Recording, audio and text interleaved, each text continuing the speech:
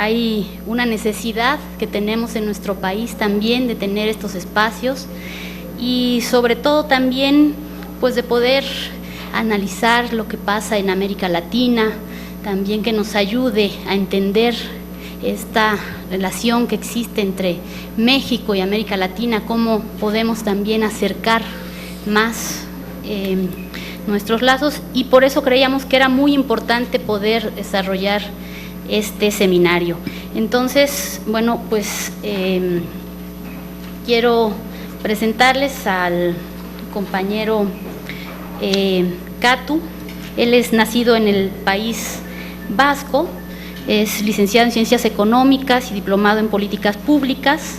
Desde hace años viene acompañando distintos procesos de cambio en América Latina y el Caribe, tras haber visitado Cuba en distintas actividades políticas ligadas y vivir durante varios meses en el 2013 en Venezuela, después del golpe de Estado en 2002, del que acabamos justo de el día 13. Este día 13 de abril, pues, cumplir un aniversario más, el 11 de abril y el 13 de abril, de que se hubiera logrado vencer ese golpe o intento de golpe de Estado en Venezuela, entre 2008 y 2014. Él vivió y trabajó en Bolivia también, en donde le ha tocado participar del proceso de cambios en distintos ámbitos del gobierno de Evo Morales, como asesor del viceministro de Planificación Estratégica del Estado, de la Unidad Jurídica Especializada en Desarrollo Constitucional de la Vicepresidencia y del Canciller del Estado Plurinacional de Bolivia. Además, ha publicado algunos libros, dentro de los que se encuentra el libro Un Estado, Muchos Pueblos, la construcción de la plurinacionalidad en Bolivia y Ecuador, y otro que se titula Transiciones hacia el vivir bien, la construcción de un proyecto político en el Estado Plurinacional de Bolivia. En años recientes viene trabajando en el ámbito de la geopolítica y colaborando con diversos medios de comunicación contrahegemónicos como es Telesur, Le Monde Diplomatique, el canal de televisión ruso Russia Today o La Jornada en México. Katu Arconada además es miembro de la Secretaría Ejecutiva de la Red de Intelectuales y Artistas en Defensa de la Humanidad, con sedes y oficinas en La Habana y en Caracas. Bueno, sin más preámbulo, le damos la cordial bienvenida a nuestro compañero Katu, agradeciéndoles también a todos por su presencia, y bueno, le pediríamos un aplauso para darle esta bienvenida, pero sobre todo también para que nos pueda comentar cómo va a estar organizado el seminario y bueno, ya poder dar inicio también al seminario.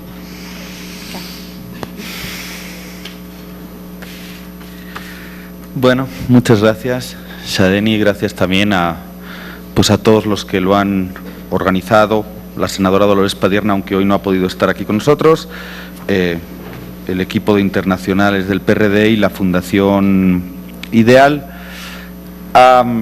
Lo vamos a hacer en dos pequeñas partes, quiero decir, voy a hablar o a explicar un poquito la metodología o cómo lo hemos pensado desde aquí, y luego ya espero poder levantarme y presentaros pues lo que había preparado para hoy. Pues casi todos, casi todas habéis recibido el email que personalmente os mandé de confirmación y donde tratamos de poner la mayor parte de información. Por ahí quedan alguna duda, igual si queréis ahora también, pues yo creo que es momento de resolverla. Este seminario consta de 12 sesiones, clases, lo tenéis ahí en un programita que os mandé y que si no se puede descargar también de la página del Senado. Son 12 clases que de alguna manera quiero dejar un poquito abiertas a la posibilidad de introducir algún cambio en función de la coyuntura política. Es decir, puede que pase algo en América Latina o en el mundo que interese especialmente trabajar, pero bueno, en la medida de lo posible trataremos de ceñirnos al guión. Son 12 miércoles entre hoy 15 de abril y el 1 de julio. En esta primera clase traté de hacerla un poquito más general.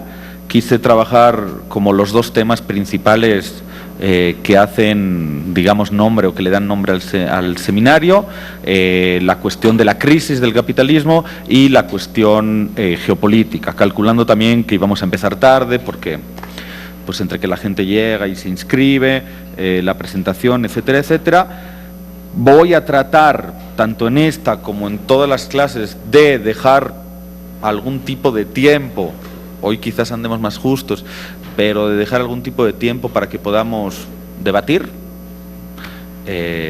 Mi idea sería esa. De hecho, en una clase ideal de 2 horas trataremos de comenzar entre 6 y 6 y cuarto de la tarde, ¿no? Hoy como excepción, pero de alguna manera trataré de no comerme más de 1 hora máximo exponiendo y que podamos tener en torno a otra hora, y si expongo 45 minutos mejor todavía, y tengamos 1 hora completa para poder debatir.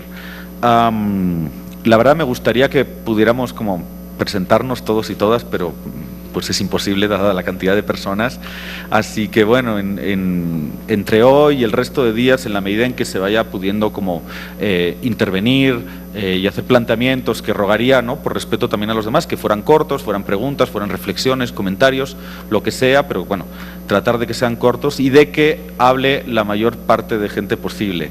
Me siento un poco mal aquí sentado y todos ustedes ahí en una mesa, ¿no?, como si estaríamos, no sé, en la universidad. Realmente me gustaría que esto fuera un espacio de generar reflexión y pensamiento crítico y que de alguna manera pudiera haber una interacción y en la medida de lo posible pudiera haber un debate. Aparte de la clase de los viernes, bueno, tenemos vuestras direcciones de email y yo trataré entre el viernes o el lunes, aproximadamente ahí, o el fin de semana, digamos, pero en cualquier caso un par de días por lo menos antes de cada miércoles, enviaros por lo menos un par de textos, quizás algún vídeo, o algún link en este caso, para ver, algún documental, no lo sé. Vamos a ir viendo cada semana, ¿no? Pero la idea es como que mandar un par de lecturas que puedan motivar, ¿no?, y que puedan hacernos reflexionar sobre la clase sobre la sesión de cada miércoles. Os enviamos una primera bibliografía que os han entregado a la mayoría también en formato de papel, en formato físico. Vendría a ser como una especie de bibliografía básica o una serie de textos que considero fundamentales por un motivo o por otro para de alguna manera entender a rasgos generales pues la cuestión de la crisis en la que estamos inmersos hoy en día y la cuestión de la geopolítica y este tránsito hacia, ¿no?, lo que venimos denominando como mundo multipolar. Os pedí que si no teníais mucho tiempo o muchas ganas de leeros las 200 páginas, que entiendo que tampoco quizás es necesario, pero sí había un texto que me parecía, que creo que era el 8º, que me parecía importante, son como unas 15, 17 páginas, y es un texto muy reciente, hace como un mes y algo, estuvimos trabajando, me tocó coordinar un equipo de intelectuales, entre comillas, de México y de América Latina y el Caribe, que estuvieron aquí reunidos durante 3 días en la Ciudad de México debatiendo precisamente sobre la crisis y sobre la geopolítica, ¿no?, y un poquito los horizontes posibles. Este trabajo que os he pasado es todavía un borrador, no es ni siquiera público. Sí se contrastó aquí con algunos, había un seminario internacional también, se contrastó con algunos partidos políticos, movimientos, intelectuales de izquierda. Estamos editándolo y yo creo que en 1 o 2 semanas se hará público y, digamos, de alguna manera tendrá difusión. La idea es que ese documento sea un aporte al debate y un aporte para la discusión política de los partidos políticos de izquierda en toda América Latina. Con esa intención se ha hecho y para eso es. Entonces, si os interesa, pues yo creo que puede ser una buena síntesis. Tiene cosas más pesadas, porque había muchos marxistas de los duros, tiene algunas partes más pesadas, pero en general yo creo que ayuda desentrañar un poquito en qué momento del debate estamos, ¿no?, sobre estas dos cuestiones, la crisis y el mundo multipolar. Y luego hay otra serie de textos que son de autores claves para entender, de alguna manera, la crisis actual no la podemos entender sin la imposición del modelo neoliberal. Ya vamos a hablar, de hecho, pues la próxima semana. Pero pues ahí hay algunos autores y actores claves, como puede ser Immanuel Wallerstein. De hecho, el subtítulo de este seminario, ¿no?, y la referencia a ese sistema mundo capitalista, hace referencia a un concepto que vienen trabajando autores como Immanuel Wallerstein y otros, y la cuestión de cómo opera, cómo se forma y cómo se desarrolla el neoliberalismo, pues hay autores como David Harvey, desde la geografía política, y Naomi Klein, que habréis escuchado probablemente, ¿no?, su famosa doctrina del shock, pues que lo vienen trabajando. Entonces, creo que son textos que en la medida en que tengáis tiempo y ganas, merece la pena ir leyendo, ¿no? Y ya digo, cada semana trataré de que los textos sean un poco más cortos, más ágiles, artículos de opinión, pequeños análisis, algún documental, pero algo mucho más ágil, ¿no?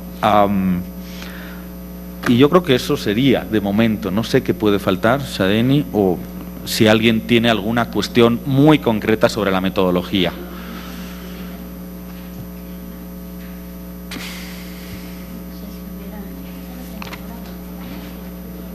Pues sí, claro. Bueno, le queremos dar la bienvenida a la senadora Luz María Beristain, que nos está acompañando, e invitarla también a que nos pueda acompañar y dar justo buenas tardes. Ahora sí nos quisiera acompañar para iniciar el seminario, y que ella pues nos pueda dar unas palabras para dar por iniciado a nombre del grupo parlamentario del PRD.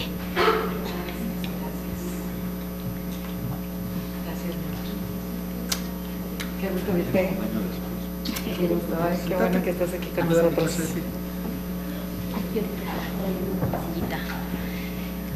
Qué padre. Bueno, pues vamos a iniciar tú vas a...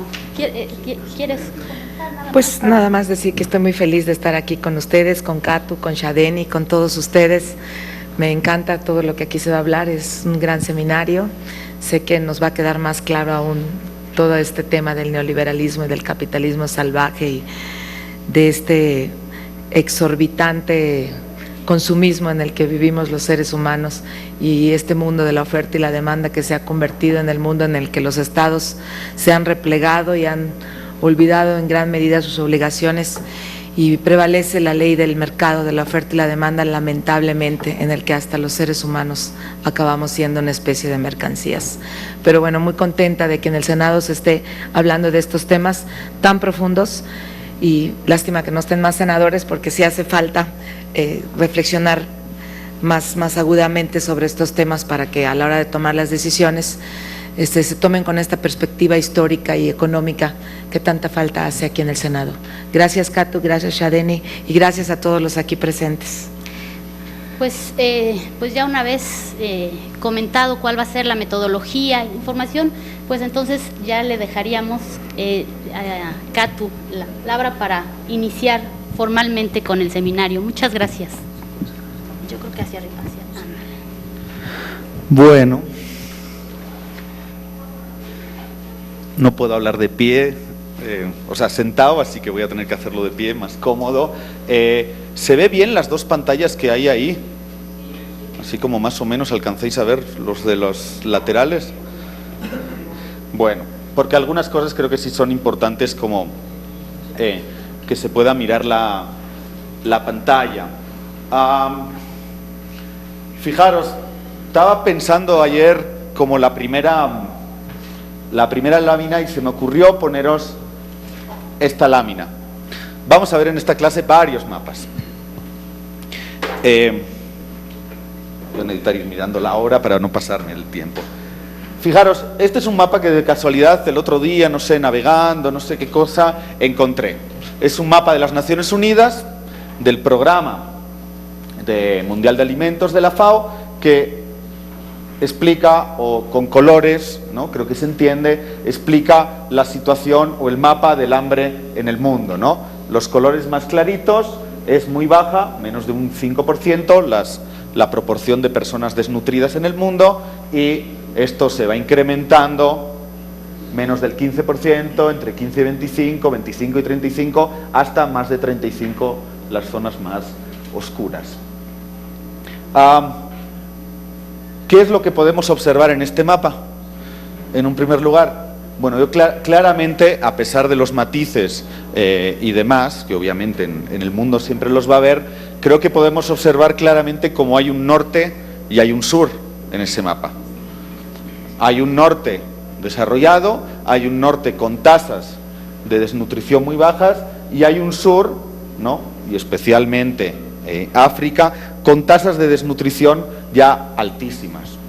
Hay excepciones muy honrosas. Fijaros, Cuba, tan cerca de los Estados Unidos, y está con menos del 5% de desnutrición infantil. De hecho, no tiene, o el porcentaje es mínimo. Pero, de alguna manera, fijaros, hasta en un mapa de las Naciones Unidas, hasta en un mapa que tiene que ver con el hambre en el mundo, ya podemos observar claramente cuál es la división. Esto no lo vais a ver tanto, pero os lo voy a leer. ¿Por qué sistema mundo o sistema mundo capitalista? Que hace referencia, incluso con ese guión. Os leo algunas cosas. Esto básicamente es Immanuel Wallerstein, y si queréis como profundizar en estas ideas, tenéis ahí en la bibliografía, como os decía. Pues la colocación del guión intentaba señalar que se hace referencia no a sistemas, economías o imperios de todo el mundo, sino sobre sistemas, economías e imperios que son un mundo, en este caso. En un sistema mundo estamos frente a una zona espacio-temporal que atraviesa múltiples unidades políticas y culturales. Una economía mundo capitalista estaba marcada por una división axial de labor entre los procesos de producción centrales y los procesos de producción periféricos, lo cual daba como resultado un intercambio desigual, favoreciendo a los involucrados en los procesos de producción centrales, y atraviesa múltiples unidades políticas y culturales. Lo que queremos significar con economía mundo es una gran zona geográfica dentro de la cual existe una división del trabajo. Por lo tanto, un intercambio significativo de bienes básicos o esenciales, así como un flujo de capital y trabajo. Una característica definitoria de una economía mundo es que no está limitada por una estructura político unitaria. Es decir, cuando se empiezan a estudiar los sistemas mundo, la única forma de medición que había hasta en ese momento a nivel geográfico, político, geopolítico, era la de los estados-nación. Bueno, si volvemos a este mapa, nos damos cuenta claramente, dentro de un sistema mundo cada vez más global. De hecho, a diferencia, si algo podemos decir, ahora hablaremos, pero a diferencia de los momentos anteriores en los que hubo crisis del capitalismo, en este momento la crisis del capitalismo es la primera vez en la historia del propio capitalismo que es global. ¿Por qué? Porque el capitalismo ha adoptado una medida geopolítica planetaria, excepto pequeñas excepciones, como podría ser precisamente Cuba, y casi, de hecho, ninguna otra. China con su socialismo de mercado, ya hablaremos, Vietnam, etcétera, etcétera, pero tenemos un sistema mundo capitalista que es global, por lo tanto la crisis también por primera vez es global. Y a partir de este mapa podemos ver también cómo funcionó la división del trabajo. O sea, en ese mapa y en las zonas donde más oscuro se ve, y zonas más pobres, deprimidas, con más, en este caso, desnutrición infantil, no son países precisamente pobres en recursos. Son países extremadamente ricos en recursos naturales, sea petróleo, sea gas, sea diamantes, etcétera, etcétera. Pero, ¿qué sucedió? Que hubo un flujo de la División Internacional del Trabajo, provocó un flujo por el que la mayor parte del capital de estos países fueron hacia los países del norte, y es lo que permitió, como la industrialización y la posterior construcción de los estados del bienestar, bueno, sobre todo en Europa occidental. Seguimos, no me quiero alargar mucho con esto, pero solo os leo un par de ideas más. Lo que unifica con más fuerza la estructura del sistema mundo es la división del trabajo. constituida adentro de esta. El capitalismo no es la mera existencia de personas o compañías produciendo para la venta en el mercado con la intención de obtener una ganancia. Tales personas o compañías han existido durante miles de años de la historia de la humanidad. Tampoco es definición suficiente la existencia de personas asalariadas. El trabajo remunerado ha sido conocido por miles de años también. Entonces, nos encontramos en un sistema capitalista solo cuando el sistema da prioridad a la incesante acumulación de capital. Es decir, solo el sistema mundo moderno ha sido un sistema capitalista. La acumulación incesante es un concepto relativamente simple. Significa que las personas y las compañías acumulan capital a fin de acumular más capital. Esa de alguna manera es la rueda que viene a mover el sistema capitalista. El objetivo de este seminario también de alguna manera es tratar de pensar el mundo desde otra perspectiva, de tratar de pensar el mundo desde el sur. Fijaros, y nada es casualidad, que incluso, seguro que lo habréis escuchado 1000 veces y habréis visto alguna vez otras comparaciones, pero incluso la propia cartografía, ¿no?, la propia geografía está pensada siempre desde el norte del mundo, y además incluso, ¿no?, otorgándole un espacio geográfico a los Estados Unidos o a Europa mucho mayor del que realmente tienen, ¿no? Hay mapas en los que uno ve que Estados Unidos es prácticamente como África, de una manera, ¿no? Bueno, pues un poquito el objetivo de este seminario es que podamos pensar desde el sur. Es un ejercicio que a mí me ha costado también años, de vivir en América Latina, de uno tratar de descolonizar, ¿no?, el propio pensar y la propia educación que ha recibido, ¿no? Entonces, bueno, esto como idea os lo dejo, pero como digo, ¿no?, tratemos siempre de pensar el mundo desde el sur. Como os decía, no quería detenerme mucho hoy, sabiendo que era la presentación, que íbamos a empezar tarde.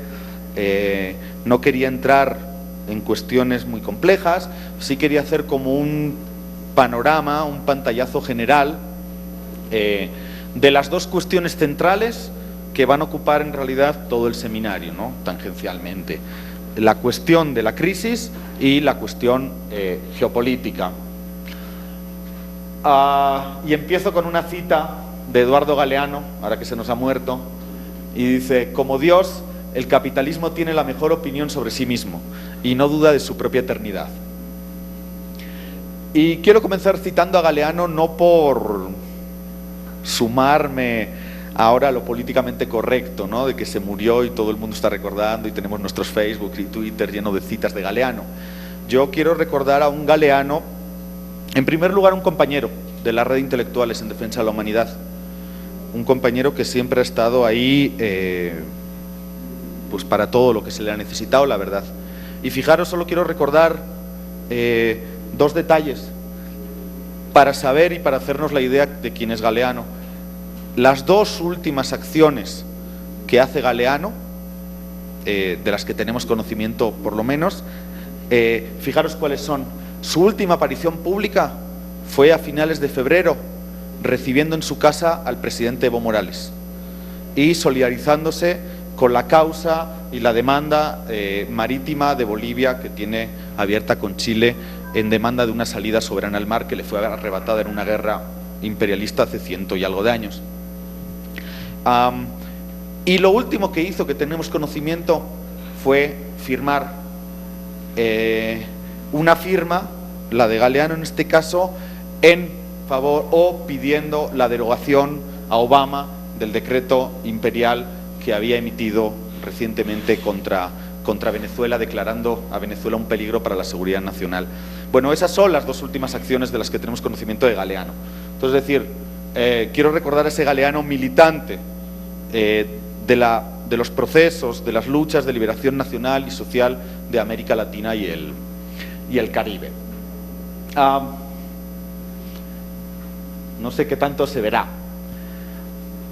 Esto es, seguro que también habréis visto muchas comparativas, ¿no? Esto es el número de planetas que se requieren para sostener al mundo si extrapolamos el consumo de cada país al resto del mundo.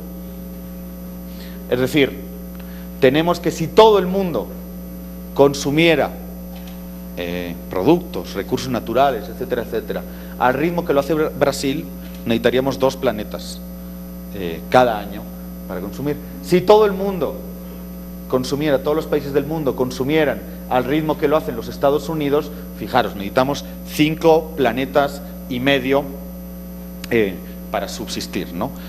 Normalmente el planeta tiene una capacidad de carga, de regeneración, ¿no?, de los propios recursos que van a ser consumidos. Pues este año, siempre estos estudios son un poco relativos, pero este año se calculaba que en torno a agosto ya nos consumimos todos los recursos que el planeta podía regenerar. Y a partir de ahí entramos en déficit. ¿Y esto por qué es importante? Bueno, porque no podemos entender la crisis que vivimos hoy en día si no es también por la búsqueda insaciable de recursos naturales. Y además, por si no fuera poco, pues nuevos actores se han sumado de alguna manera a este mercado de consumo de recursos naturales. Y son 2 claros, son China y la India. Yo a veces, el año pasado estábamos dando unas clases de formación política a los trabajadores de YPFB en Bolivia. YPFB es como vuestra Pemex. Bueno, era, porque YPFB sigue siendo pública y del Estado. Entonces es la mayor empresa del Estado, una vez que se nacionalizaron los recursos naturales. Y yo ahí discutía mucho con los compañeros, ¿no? Una nueva clase media del proceso, ¿no? Compañeros, pero que hay aprendiendo. Y ahí discutía con ellos, porque ellos, claro, obviamente ven como un orgullo ser de YPFB y YPFB como pilar de un modelo económico, ¿no? Los recursos naturales nacionalizados y todo eso, ¿no?, provocando una redistribución de la riqueza en manos del pueblo boliviano. Está perfecto, pero yo igual les planteaba algunas inquietudes y yo les decía, ¿no?, y les provocaba y les pinchaba con todo esto. Está bien, pero finalmente consumir recursos naturales para alimentar o para sacar de la pobreza a 10 millones de bolivianos y bolivianas, pues no es tanto problema en el conjunto del mundo. Pero yo les decía, y obviamente Bolivia, y eso es un debate que se ha tenido en varios espacios de negociación de Naciones Unidas y entre el sur y el norte, obviamente Bolivia tiene todo el derecho, ¿no?, lo que se plantea, y todos los países del sur, tiene todo el derecho al desarrollo, tiene todo el derecho a sacar de su pueblo a la pobreza, tiene todo el derecho a explotar sus recursos, y más cuando antes estos recursos eran explotados para enviarlos al norte, ¿no?, como decíamos, y por eso el norte se pudo industrializar y pudo generar sus estados del bienestar. Entonces, ¿cómo le vas a negar a cualquier país en desarrollo hoy en el mundo su derecho al desarrollo, su derecho a sacar a su gente de la pobreza? Pues no puedes, ¿no? Pero el problema es que garantizar todo eso para 10 millones de bolivianos y bolivianas, casi 11, pues no es un problema. Pero garantizar todo eso para 1.300 millones de chinos y garantizar todo eso para 1.300 millones de gentes de la India, pues es realmente un problema. Y no tenemos mundo suficiente, ni recursos naturales suficientes, ni cobre suficiente en el mundo para dar electricidad, ni para generar saneamiento básico, ni nada. Entonces, tenemos realmente un problema, y quizás sea algo que veamos en otras clases, porque afecta mucho a cuál es el modelo de desarrollo, ¿no? Y es un debate que permanentemente lo hemos tenido en Bolivia, debatiendo ese derecho al desarrollo con los derechos de la madre tierra. Y yo digo, no desde una perspectiva ecológica, que queremos cuidar a los arbolitos, no, es que no tenemos mundo suficiente. Entonces, parte importante de la crisis estructural que vivimos hoy en día es, o hace mucha referencia a los recursos naturales. Varias tablas aquí que tienen que ver con el petróleo en este caso, ¿no?, que probablemente sea el recurso natural finito, además, pues más importante, pero que nos van a ayudar también a entender por qué está pasando lo que está pasando hoy en el mundo. La primera tabla es sobre el consumo total de petróleo, miles de barriles por día. Los datos cuesta actualizarlos, estos, fijaros, es incluso del Departamento de Energía de los Estados Unidos, llegan hasta 2012, pero igual nos sirve perfectamente para entender. Principal consumidor de petróleo en el mundo, los Estados Unidos. Después China, que ya está a punto de alcanzar a Estados Unidos en cuanto a consumidor mundial de energía, de recursos naturales, por lo tanto. Tercero Japón, la India, Arabia Saudí, etc. Segunda de las tablas, esta es el consumo. La producción, ahí tenemos Arabia Saudita como mayor productor, seguido de los Estados Unidos, Rusia, China, Canadá, Irán, etc. Aquí ya podéis ver un desfase. Los Estados Unidos consumen 18.000 millones de barriles por día.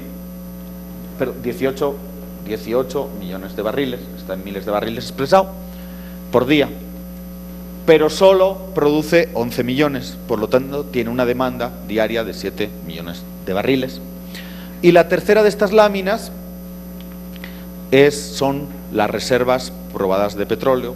Y aunque mucha gente no lo sabe, Venezuela es quien tiene las reservas probadas de petróleo más grandes del mundo. Por lo tanto, nada es casualidad y no por algo Venezuela hoy es el país más asediado de América Latina. Por dos motivos también, y luego hablamos. Porque por otro lado también es el proceso que más ha avanzado en una perspectiva, en un horizonte post-neoliberal. Ya discutiremos sobre los gobiernos, si son de izquierda, qué son, si son socialistas, si son post-neoliberales, progresistas, o uno no sabe bien, ¿no? O cómo los vamos a categorizar. Ya vamos a discutir sobre eso también, pero en cualquier caso ahí tenéis que las mayores reservas probadas están en Venezuela, después Arabia Saudita, Canadá, Irán, Irak, Kuwait, Emiratos Árabes, Rusia, Libia. Ahí tenéis también en una posición bastante importante y por eso pasó lo que pasó. Ahí tenéis otra lámina que ilustra el déficit o la diferencia entre la producción de petróleo en Estados Unidos y su consumo, lo que veíamos antes, y cuál es la diferencia. Y es por ese déficit que pasan las cosas que pasan, como en Libia, como en Siria, o la agresión que sufre Venezuela, pero también es por ese déficit que se están explorando técnicas como el fracking, ¿no? Que es la fractura hidráulica a alta profundidad, se mete gas, se fractura la tierra y de ahí, bueno, se trata de extraer gas o en este caso petróleo. Una cosa o un debate que quizás tengamos en alguna clase más, la cuestión del fracking, porque no sé cómo está la cosa en México, pero entiendo que también hay algún tipo de exploración, y un tema pues que cada vez es más importante entender las consecuencias que está teniendo. Incluso en los propios Estados Unidos ya se está prohibiendo el uso del fracking en algunos estados. Ahí tenéis otra gráfica para ayudarnos a entender los primeros, el top 10 de los importadores de petróleo, y ahí tenéis China casi alcanzando, de hecho en consumo de energía ya le ha alcanzado a los Estados Unidos. Todavía Estados Unidos hoy sigue siendo la principal economía del mundo, su gasto militar multiplica por 10 todavía el de China, para empezar, que le sigue, pero en cuanto a consumo de energía ya están igualados. En cualquier caso, también en alguno de las sesiones, no recordará cuál, pero vamos a hablar de China. Y otra gráfica del PIB o el peso, el porcentaje en el PIB mundial que tiene cada país. En rojo tenéis cuál era el peso, el porcentaje en 2011, y aquí tenéis ya en gris la proyección para 2030. Y aquí podéis ver ya la diferencia, ¿no? Se calcula que en 2030 Estados Unidos tendrá en torno a un 18% del PIB mundial, y fijaros China, que está ya prácticamente en el 27-28% de ese PIB. Y estos datos son también importantes para, de alguna manera, pensar el momento actual, que algunos venimos definiendo, es todo un debate también, pero algunos venimos definiendo como de pérdida de hegemonía de los Estados Unidos y entrada en la fase de dominación. La hegemonía, yo ahí me sigo, ya me parecía excesivo ponéroslo como bibliografía, pero yo ahí sigo bastante autores como marxistas clásicos como Antonio Gramsci, en cuanto a que piensan la hegemonía como una forma de construcción cultural. La hegemonía no es solo la búsqueda de la persuasión mediante la fuerza, mediante la violencia, sino también es la búsqueda del consenso, y para eso tú tienes que convencer, para eso tú tienes que seducir, para eso tú tienes que construir, como sí han construido los Estados Unidos, una cultura. Y todavía podemos decir que a nivel cultural, pues la cultura de los Estados Unidos, la cultura del capitalismo, sigue siendo todavía la cultura imperante en la mayor parte del mundo, y de hecho no se ha podido construir ninguna alternativa que se le asemeje, una alternativa global. En eso estamos. Pero de alguna manera sí estamos en la fase de esa pérdida de hegemonía y la entrada en la fase de dominación. Y la dominación solo puede ser mediante la fuerza y solo puede ser violenta. Probablemente estemos en la etapa de decadencia, ¿no?, de un imperio que durante muchos años, además, luego lo vemos, y sobre todo desde que cae el muro y cae, ¿no?, termina la Guerra Fría, esos dos bloques enfrentados entre sí, bueno, una potencia que ha sido única, que sí ha tenido la hegemonía durante estos años, hasta que empiezan a surgir otras potencias y hasta que empieza esa etapa de declive. Y esa etapa de declive es la más peligrosa porque precisamente la dominación solo puede ser hecha mediante la violencia, ¿no?, como estamos viendo hoy en día en el mundo. Y ahí surge, y ya vamos a hablar mucho más, no solo hoy, sino otros días, ahí surge pues otro de los elementos centrales de este nuevo mundo multipolar, otro de esos polos, que es Rusia.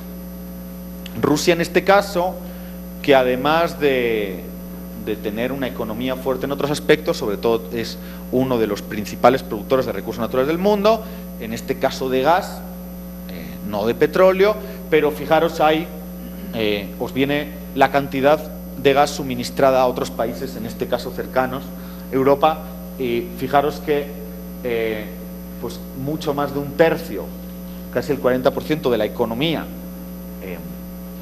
de todo lo que se importa en Alemania, que es el motor europeo, es gas ruso. Eso también, estos pequeños datos es importante entenderlos, por ejemplo, cuando analizamos el conflicto en Ucrania, ¿no? Y ahora vamos a ver también por qué.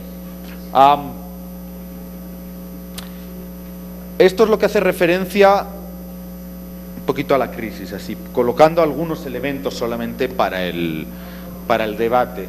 Solo para cerrar con esta partecita, quiero volver a esa primera parte, y en realidad la idea hubiera sido desarrollarlo mucho más de las anteriores crisis del capitalismo, ¿no? Se entiende que hay sobre todo dos grandes crisis anteriores.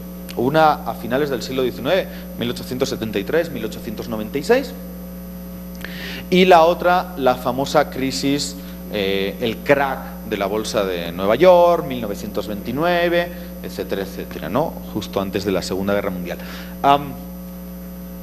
En aquella primera crisis del capitalismo, 1873-96, el capitalismo solo estaba desarrollado en Europa Occidental, Estados Unidos y Canadá, ¿no?, en un norte muy concreto y muy concentrado del mundo.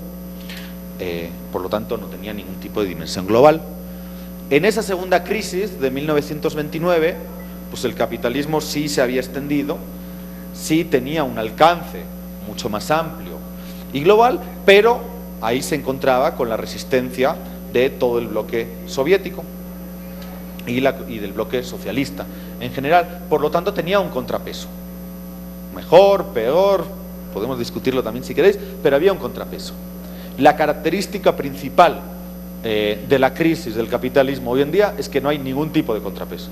O sea, es decir, la crisis nos agarra en una situación de, como decía, de dimensión geopolítica planetaria, ¿no?, que abarca todo el planeta y que además se conjuga con otras crisis que también habréis oído mencionar varias veces y que, bueno, una de ellas es la crisis energética, que es en la que quería resaltar sobre todo estos elementos, pero tenemos una crisis alimentaria y tenemos una crisis también bastante importante en la cuestión climática y que al final todas entre ellas están interrelacionadas, ¿no? Como os decía, el mundo no puede seguir creciendo, ni siquiera va a ser capaz de construir procesos de industrialización y de construcción de estados del bienestar, como se construye en Europa. Ni siquiera el mundo en estos momentos es capaz de construir o de generar esos estados en el sur del mundo, por mucho que crezcan. No hay capacidad. De hecho, de alguna manera esos estados del bienestar fueron una concesión que hizo el capital, a ver, sin ponerme muy denso, pero una concesión que hizo el capital, la propia socialdemocracia y demás, ante el bloque, en esa guerra fría y en esos dos bloques, ¿no? Capitalismo y comunismo, el capital en las zonas que controlaba geográficamente hizo una serie de concesiones porque se lo podía permitir, la tasa de ganancia que estaba obteniendo, hizo una serie de concesiones para y se generaron esos estados del bienestar, ¿no? Y una serie esos estados del bienestar hoy en día en Europa, en cuanto el capital no puede sostener la misma tasa de ganancia, están siendo desmontados. Y por eso hoy en día nos encontramos con que se está privatizando la salud, se está privatizando la educación y se desmontan todas esas concesiones que se fueron consiguiendo. A todo esto se le añade, a esta crisis estructural que vivimos hoy en día, se le añade esto que venimos definiendo como mundo multipolar. Y que lo estudia sobre todo la geopolítica. Os leo una definición que he sacado de la Wikipedia, así para que nos entendamos todos. Geopolítica, ciencia que, a través de la geografía política, los estudios regionales y la historia, estudia la causalidad espacial de los sucesos políticos y sus futuros efectos. La geopolítica es una ciencia que nace sobre todo con un geógrafo sueco como a finales del siglo XIX, inicios del siglo XX, y que luego la agarran unos geógrafos alemanes, la comienzan a desarrollar y que, por ejemplo, durante el nazismo tuvo mucha importancia, porque los nazis eran unos grandes estudiosos precisamente de los espacios geográficos, de las influencias políticas y de cómo todo eso se iba a desarrollar. De hecho, todos estos estudios geopolíticos tuvieron mucha importancia en que la Unión Soviética, la Federación Rusa en su momento, porque vendieron Alaska a los Estados Unidos. Y Alaska se colocó también como un muro de contención ante ese norte conformado por Canadá y Estados Unidos. Si nos ponemos a observar en estos últimos años, tenemos tres grandes flujos, tres grandes cambios estructurales en estos últimos 50 años. Entre 1945, cuando finaliza la Segunda Guerra Mundial y comienza el New Deal y toda esta etapa de desarrollo y prosperidad, y 1992 tenemos una etapa claramente de bipolarismo, ¿no? De dos polos muy claros, ya decíamos, Estados Unidos y la Unión Soviética. Cae el muro, llega la perestroika y se desintegra la Unión Soviética y comenzamos una etapa unipolar de hegemonía de los Estados Unidos. Etapa que finaliza en torno a 2001 y comienzan a surgir estos nuevos actores geopolíticos. Hay un estudioso, un compañero, un amigo estudioso de la geopolítica al que le he robado varias también de datos y de láminas de un libro muy interesante que os recomiendo, que se llama Atilio Borón, es argentino, es un compañero sociólogo, marxista argentino, y que sí viene estudiando en los últimos años. Tiene un libro muy interesante que se llama América Latina en la geopolítica del imperialismo, y ahí podéis encontrar muchos también de estos datos. Atilio siempre recuerda, él está obsesionado con Brzezinski. Brzezinski es como el intelectual de cabecera de los gringos en la cuestión geopolítica. Brzezinski fue de origen polaco, pero bueno, estadounidense, polaco-húngaro, creo polaco. Brzezinski fue ya asesor de seguridad nacional con Carter. Brzezinski fue el autor de, qué sé yo, de financiar en 1979 a los talibanes para que expulsaran a la Unión Soviética. Él fue, por medio de la CIA y de la Agencia de Seguridad Nacional, el encargado de financiar a Bin Laden, literalmente. No estoy haciendo bromas, supongo que lo sabéis, pero pues, Bin Laden en concreto y los talibanes en general fueron financiados por la CIA para expulsar a la Unión Soviética que estaba invadiendo Afganistán. Esos mismos, hace no tanto, y la venía a reconocer la propia Hillary Clinton, secretaria de Estado de los Estados Unidos, ellos mismos financiaron el surgimiento del Estado Islámico. En ese intento de desalojar a un presidente legítimo, nos guste o no su régimen político, como era Bashar al-Assad en Siria, en ese intento de desalojar a Siria y financiar a la supuesta oposición a los rebeldes sirios, bueno, hubo una inyección muy grande de armas, de armamento pesado y de millones de dólares, y de ahí, de esos grupos, es de donde surge el Estado Islámico, que bueno, es más complejo y lo debatiremos, pero en líneas generales es eso. En el 97, Brzezinski ya venía a decir que el peor resultado para la geopolítica de Estados Unidos, pero también el más improbable, era el surgimiento de la alianza de China con Rusia y con Irán. Bueno, pues para desgracia de Brzezinski, hoy en día tenemos a esos actores como actores fundamentales del nuevo tablero geopolítico en el mundo. Y pues quería mencionar también algunos de ellos, Rusia, India y la China, se articulan en los famosos BRICS, junto con Brasil y junto con Sudáfrica. Y lo importante de los BRICS, bueno, en América Latina también el vínculo que hace Brasil con todo ello, ¿no? Pero lo importante de los BRICS precisamente es eso. Si no tienen que tener un sistema político, económico, qué sé yo, que nos agrade o más o menos, sino lo importante de los BRICS es el contrapeso que le hacen, ¿no?, en este juego, en este tablero geopolítico, pues a los, en este caso, a los Estados Unidos. Según Brzezinski, planteaba 3 imperativos para preservar la hegemonía de los Estados Unidos.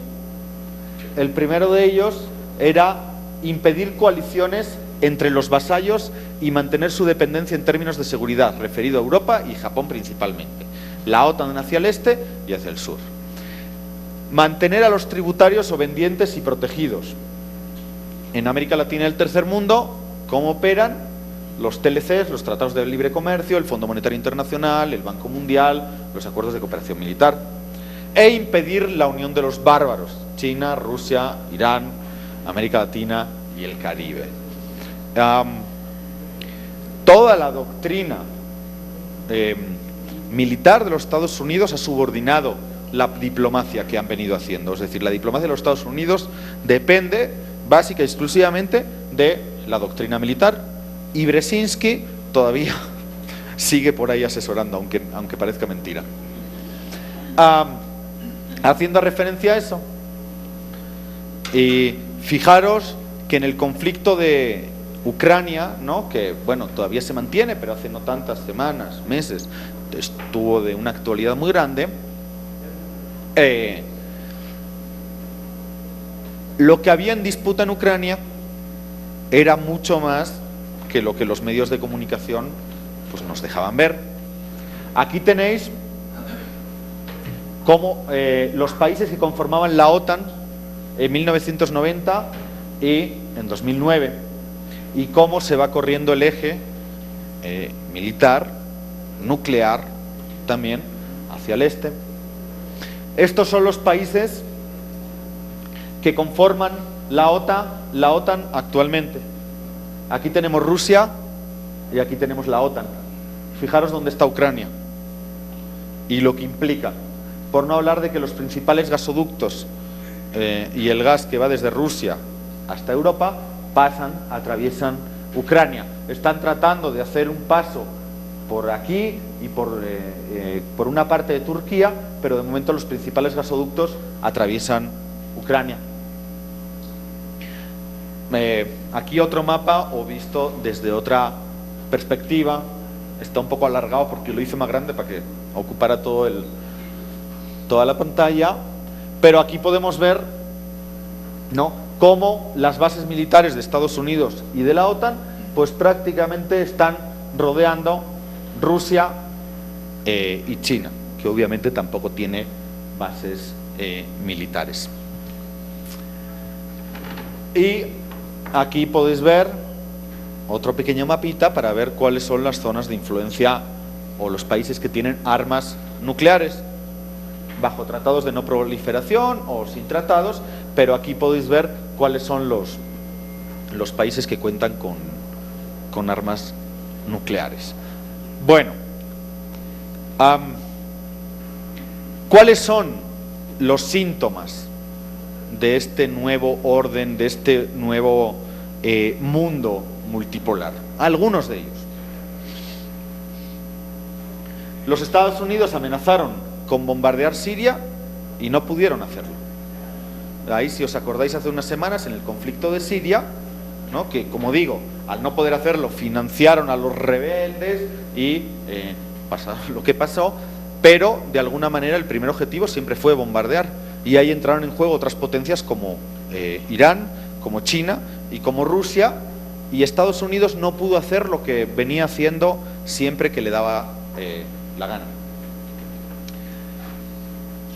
Estados Unidos procura un acuerdo con Irán. Esto acaba de pasar, bueno, la semana pasada estaban anunciando esta firma de este acuerdo, y hasta junio hay para su firma. Vamos a ver qué pasa, pero Estados Unidos no ha podido derrotar a Irán ni imponerle, a pesar de las sanciones, a pesar de la amenaza militar, etcétera, etcétera, no ha podido condicionar la política de Irán, y ha tenido que negociar un acuerdo con el propio John Kerry, reuniéndose durante semanas con los negociadores iraníes. Putin reintegra Crimea a Rusia y nadie puede impedirlo. La anexión se produjo en nada, en cuestión de días. Solicitaron, Rusia aceptó, la Unión Europea protestó un poco, Estados Unidos protestó un poco, pero Crimea es parte rusa hoy en día. Eso en cualquier otro momento de la historia hubiera desencadenado pues una guerra. El problema es que hoy en día si se desencadena una guerra solo puede ser nuclear. Entonces ya también Estados Unidos mide en la medida en que Rusia y otros actores geopolíticos tienen también armas nucleares. La Unión Europea y Estados Unidos sancionan a Rusia y pues no tienen ningún tipo de efecto práctico. Ya están pensando, porque, como os decía, Alemania y otros países europeos viven del gas ruso, y pues a efectos prácticos no hay muchas consecuencias. Estados Unidos quiere que la OEA intervenga en Venezuela y es derrotado en un sinnúmero de votaciones. De hecho, el caso de Venezuela, especialmente en América Latina, pues nos demuestra que la reciente incluso Cumbre de las Américas de Panamá, donde de hecho todos los países de América Latina, todos, incluido México y Peña Nieto con su discurso de 4 minutos y medio, todos los países de América Latina se posicionan a favor de la derogación del decreto contra Venezuela. Ni uno solo se pudo posicionar en contra. Y eso no es porque México, por decir algo, pero que sirve perfectamente el ejemplo, le tenga ningún tipo de simpatía a Venezuela, pero no, también es por cómo los nuevos actores, después de que el ALBA, la UNASUR y la CELAC, los mecanismos de integración, que ya hablaremos también, se hubieran posicionado contra el decreto, bueno, todos los países, excepto Estados Unidos y Canadá, pues que se han quedado absolutamente solos. Progresiva marginación del dólar en el comercio mundial, poco a poco. De hecho, cada vez tiene menos peso en las transacciones, y China está empezando a usar el yuan en las transacciones. La presencia militar de Rusia y China en el Caribe, ¿no?, haciendo maniobras militares de común acuerdo con Venezuela y con otros países, pero eso hubiera sido impensable también hace años.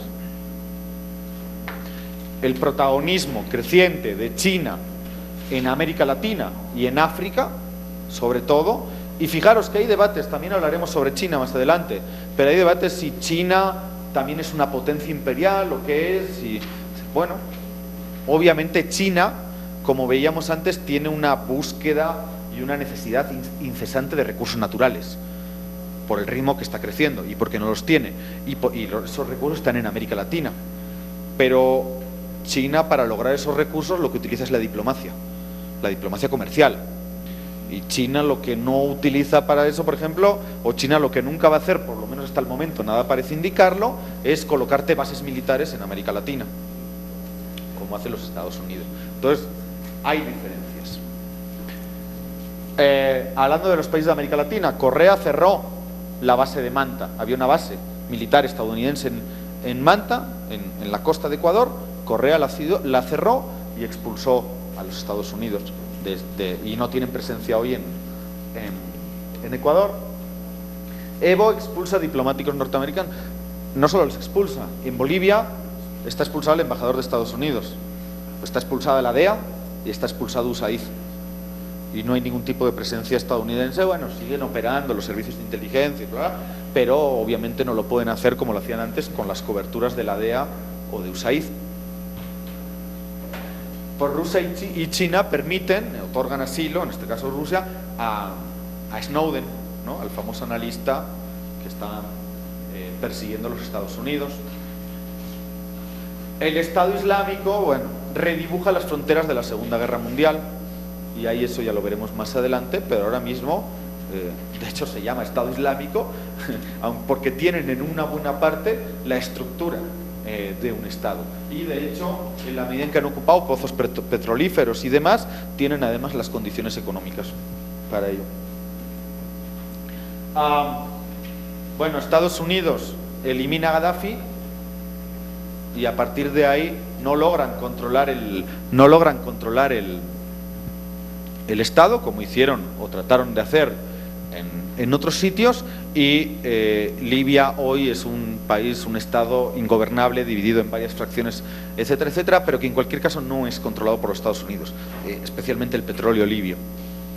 Y lo mismo en Irak, ¿no? Que 8 años de ocupación militar, y esto lo vamos a ver la semana que viene, porque ahí, cuando hablemos del neoliberalismo, Irak nos sirve, es un ejemplo muy claro de eso que llaman la doctrina del shock.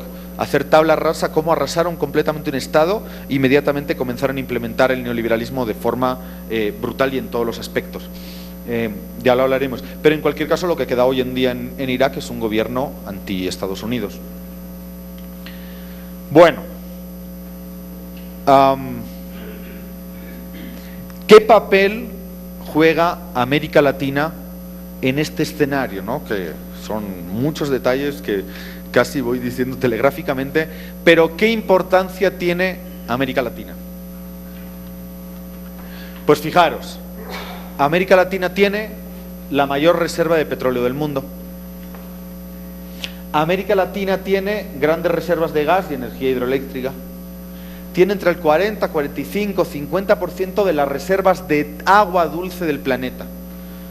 O sea, casi la mitad de todo el agua dulce del planeta está en América Latina.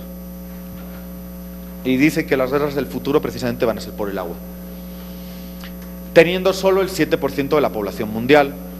O sea, fijaros la cantidad de recursos que hay en América Latina. Tiene 7 de los 10 principales países productores de minerales estratégicos del mundo, y 50%, 60% de la biodiversidad mundial. También 7 de los 10 países más biodiversos en el mundo. El 80% de la reserva mundial de litio, ¿no? Que también es uno de los recursos naturales del futuro para las baterías y para todas estas cosas, todavía medio explorando. La mayor parte de ello está en Bolivia, en ese famoso Salar de Uyuni, norte de Argentina, y un poquito toda esa zona, y es el pulmón del planeta con el Amazonas. Ahora visto en mapas,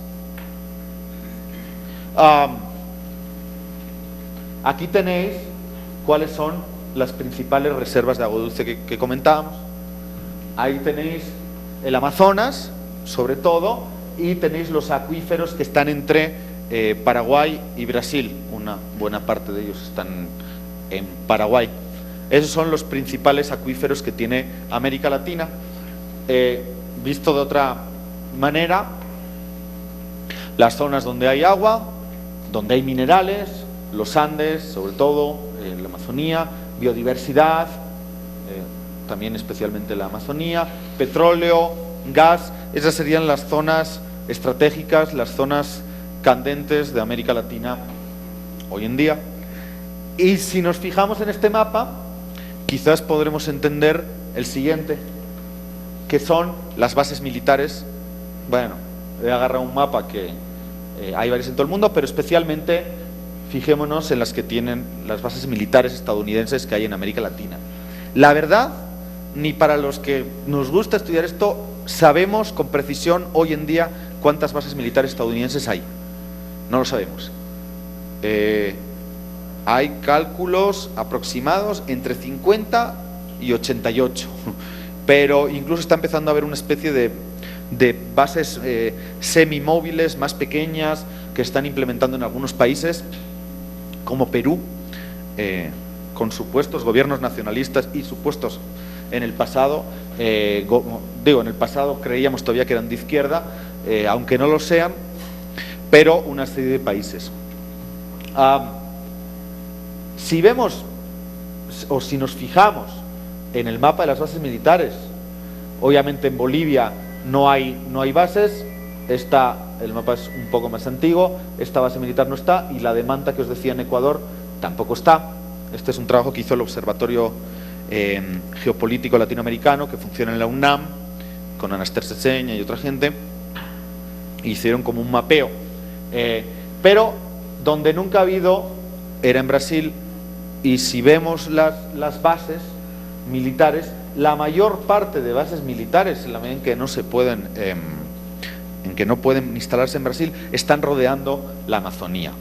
Aquí tenemos este mismo mapa, pero incorporándole los ejercicios conjuntos, los ejercicios navales que hacen hoy los Estados Unidos, bien vía el Pentágono, bien vía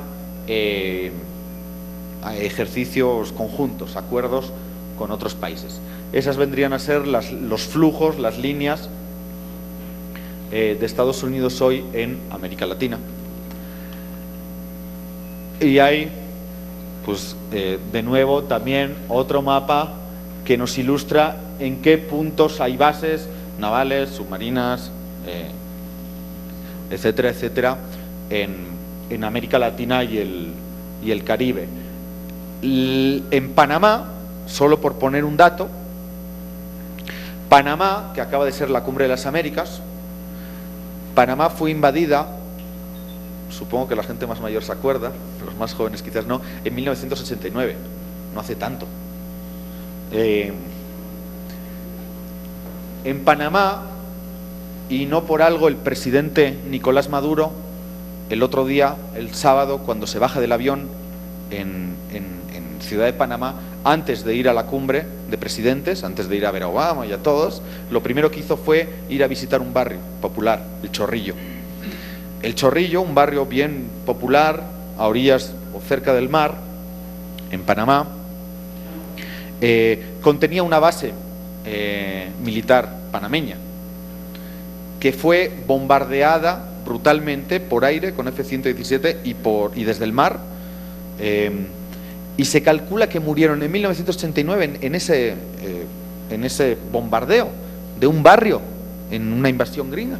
Se calcula que murieron unas 500 personas solo ese día, el 20 y algo de diciembre del 89. Bueno, en Panamá hoy, ¿sabéis cuántas bases militares estadounidenses hay?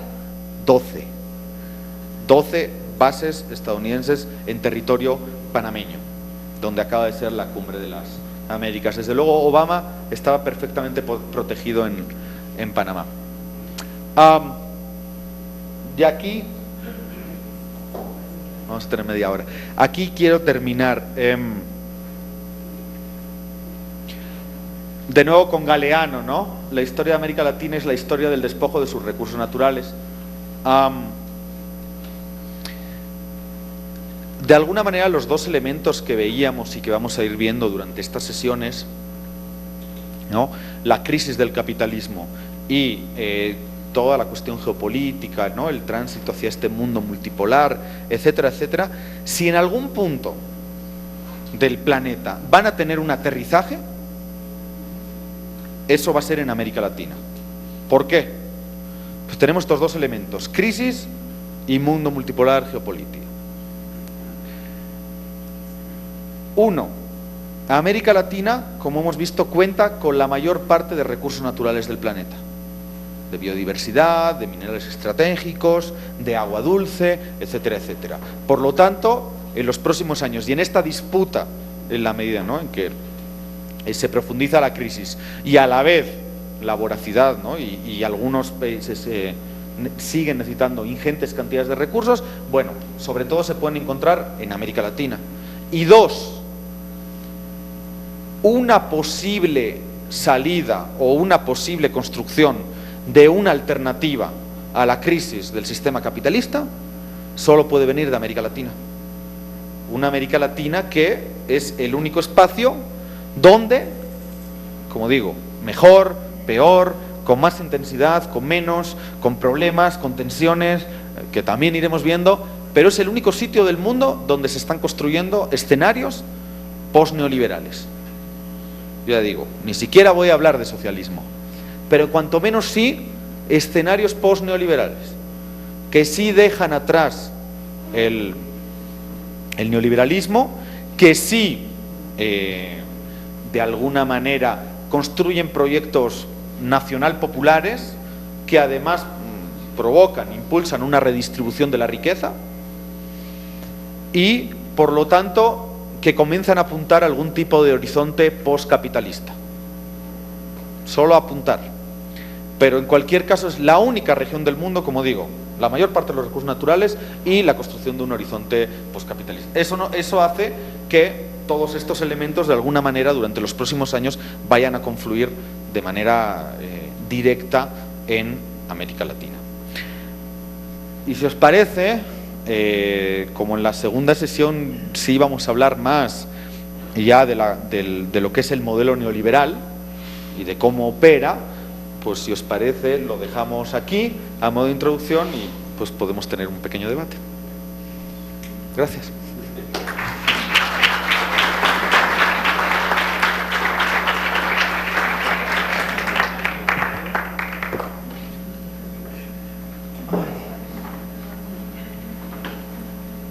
Bueno, ¿quién va a hablar? El micrófono. ¿Qué tal? Rómulo Mejías de la UNAM. Soy profesor de la UNAM. A ver, en la Cumbre de las Américas, la séptima Cumbre de las Américas, se puede deducir de allí, de lo que observamos, que se ha producido como un cambio en la correlación de fuerzas de América Latina respecto del imperio capitalista, ¿no? Aunque claro, todavía falta muchísimo, ¿no? Pero como quiera que sea, los presidentes, por una parte los del Caribe, nunca habían hablado, nunca se habían manifestado como tales, siempre habían asumido pues que el presidente de Estados Unidos pues era el gran poderoso, el dios pues prácticamente, se endiosaba, pero ya no. O sea, ya se vio que ellos hablaron, incluso asumieron posiciones en contra del decreto, ¿no?, de Obama respecto de Venezuela. Y aparte todos los demás presidentes, exceptuando algunos digamos de poco peso se puede decir, han perdido peso, los presidentes representantes del capitalismo, pero todos los demás y con mucha fuerza y contundencia sí se manifestaron abiertamente, desafiaron prácticamente al imperio, ¿no? Entonces esto, bueno, me hace pensar pues de que hay un cambio en la correlación de fuerzas, y bueno, me gustaría que ahí sobre ese aspecto ahí lo podríamos ver, ¿no? Y por otra parte, lo que acabo de comentar, pues de que desde América Latina es de donde se puede ver la posibilidad de un cambio, o sea, a nivel mundial, en cuanto a que se está trabajando en algunos países, los de mayor, digamos, avanzada hacia el socialismo, un modelo postcapitalista, un modelo postneoliberal, ¿no?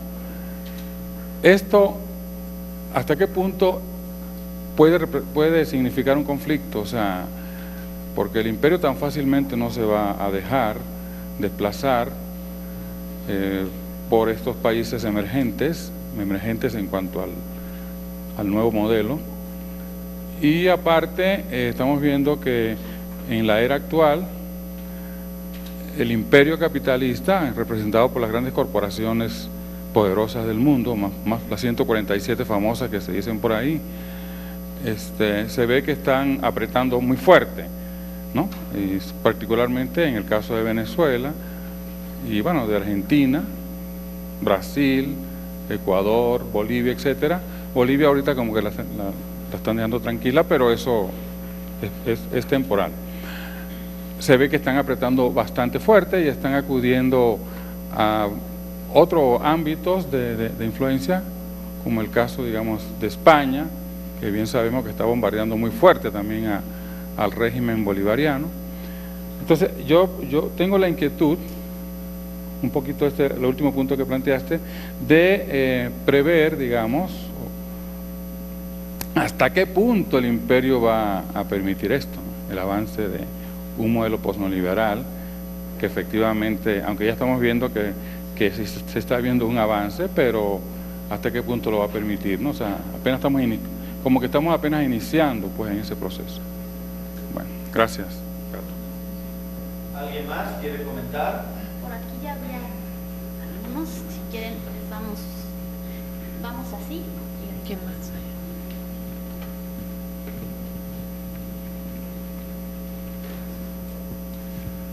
hay? Gracias, buenas tardes. Carlos Taboada, vengo de la Comisión de Auditoría del PRD. Bueno, me gustaría un poco como poner un poco como en perspectiva la idea esta de que, bueno, Estados Unidos desde el principio, desde que nace como país, pues bueno, tiene la intención de apropiarse de todo el continente, ¿no? Entonces esto me parece interesante, ¿no? Digamos, un poco abordar esto, ¿no? Esto, bueno, lo menciona Washington, Madison, Monroe mismo, pues, ¿no? De ahí viene pues la famosa doctrina Monroe, por un lado,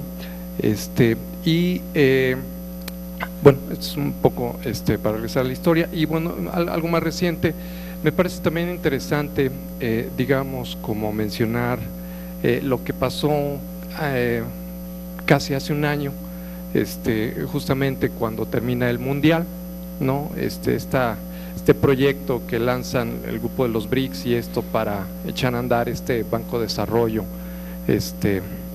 en el cual, bueno, pues están varios países integrantes del ALBA, por un lado, ¿no? Y que me parece que hace como unas 2 o 3 semanas, creo que lo acaban de ratificar desde allá, no sé si, pues por Asia me parece, ¿no?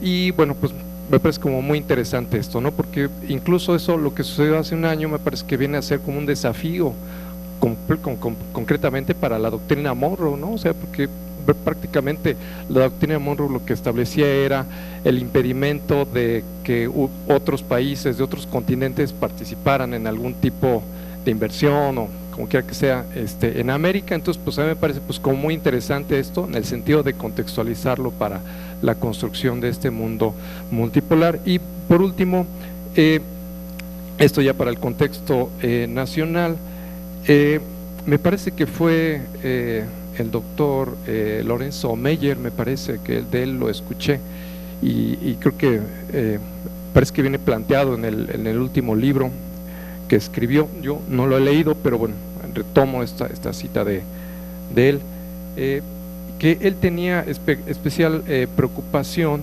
en el contexto de la reforma energética ya aprobada en nuestro país respecto de la la asignación de una serie de pozos, ¿no?, a empresas norteamericanas, y él veía que la perspectiva no era tanto en términos de peligrosidad de que alguna empresa pudiera, digamos, pues montar ahí sus fierros y sus instalaciones, sino más bien lo que traía como de fondo eso, ¿no?, que era la idea de que, bueno, pues si hay instalaciones de algunas empresas petroleras concretamente, pues con ellos van a venir muy posiblemente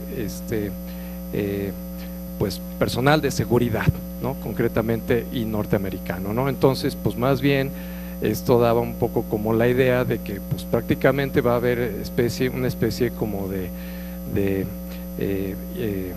pues cercos, ¿no?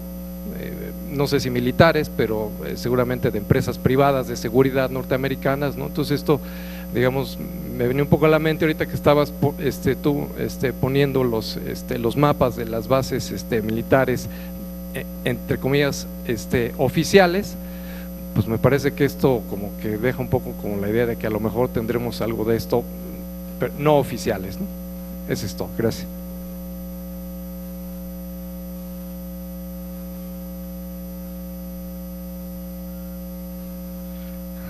¿Qué tal? Abonando pues en esta percepción sobre la crisis del imperialismo norteamericano, hay un detalle que creo que no se ha valorado suficientemente. En las batallas contra el Estado Islámico, los Estados Unidos están dependiendo para los combates de tierra de la asesoría de la oficialidad iraní. Eso es muy importante. En muchas partes del planeta en donde están enfrentando al Estado Islámico, son oficiales iraníes los que están dirigiendo pues los combates terrestres, y están movilizando las bases chiitas en varias partes del mundo, ¿no? Esto implica que el imperialismo, quizá por primera vez, al menos en lo que va del siglo pasado y el siglo actual, el imperialismo no tiene una hegemonía militar completa. O sea, si el Estado iraní está apoyando en este momento, ¿no?, a los gringos en esto, pues habría que considerar, ¿no?, también que su hegemonía militar, que sería pues la segunda fase, ¿no?, la fase de dominación, quizá no se pueda implementar si no cede en algunos puntos del planeta, ¿no? Eso por un lado. Por otro lado, en el libro que citas de Atilio Borón, que por cierto pues sí, este mapa creo que lo hace Esther Ceseña, ¿no?, allá en la UNAM. Él denuncia pues que hay 3 bases militares en México, ¿no? Una en Chicomucelo, Chiapas, otra en Jiquipilas, ya instaladas, y una tercera en los suburbios de Puebla, ¿no? Esa es una base que da entrenamiento policíaco, y que inauguró este señor, ¿cómo se llama? Valle, ¿no? Moreno Valle, ¿no? O sea, ya los tenemos aquí, nada más que probablemente no estén portando el uniforme reglamentario de Marín, ¿verdad? Y lo último pues es la percepción en el resto de América Latina de México, ¿no? Ahora que pareciera que debido a las declaraciones de Peña Nieto, pareciera que México es como la última barricada, ¿no?, diplomática del imperialismo norteamericano. O sea, ¿cómo lo están viendo allá en el resto de América Latina? Gracias.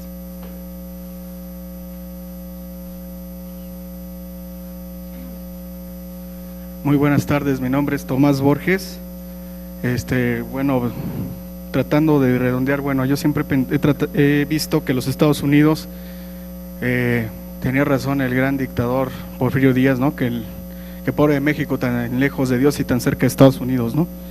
Y los Estados Unidos siempre han utilizado el miedo para unir, porque el miedo vende, y con el fin del capitalismo, pues ahorita nos están metiendo aquí en Latinoamérica el narco. Y yo pienso que también este es un punto importante para ver la geopolítica, porque tal parece ser que para el crimen organizado ellos sí saben lo que es geoestrategia y geopolítica. Además, pues bueno, con el pretexto de esta lucha contra el narcotráfico, pues bueno, ya hablando de las bases militares y de los grupos paramilitares que están operando aquí en México, pues hay infinidad de grupos, ¿no?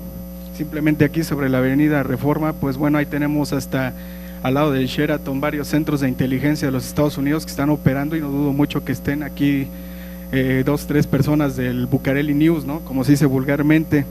Y pues bueno, sí, nada más para acabar, el narcotráfico yo creo que también va a ser un eje rector en este mundo de la geopolítica, y los Estados Unidos lo están capitalizando muy bien. La prueba es de que casi todos los mandos policíacos de la Gendarmería, de la Policía Federal, de la nueva AFI, que ahorita se llama Policía Ministerial, pues bueno, todos están siendo capacitados en Estados Unidos, y si no es por las filtraciones de Wikileaks y de Snowden, donde todo el equipo que según ellos donan a todos los cuerpos policíacos y a todas las secretarías de gobierno, pues bueno, no nos hubiéramos enterado jamás de que hasta las copiadoras se clonan y se mandan a los Estados Unidos, que también tienen el EPI, que es el Paso Intelligence Center, que es un centro de comunicaciones muy grande que capta todas las frecuencias policiales, y los Estados Unidos ya saben, ya tienen ubicados dónde están los grandes capos, nada más que simplemente lo están utilizando, lo están capitalizando y lo dan a cuentagotas, simplemente para asestar éxitos publicitarios o mediáticos nada más. Y pues bueno, nada más es mi aportación. Buenas tardes.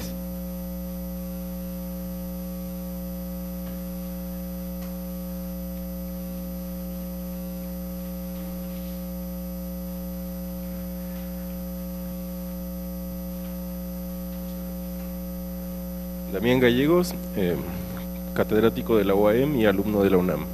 Ser muy puntual respecto a la exposición. Quiero saber cuál es el hecho parteaguas o protagónico que hace definir al 2001 como el año del fin del unipolarismo y el inicio del multipolarismo. Nada más. Muchas gracias.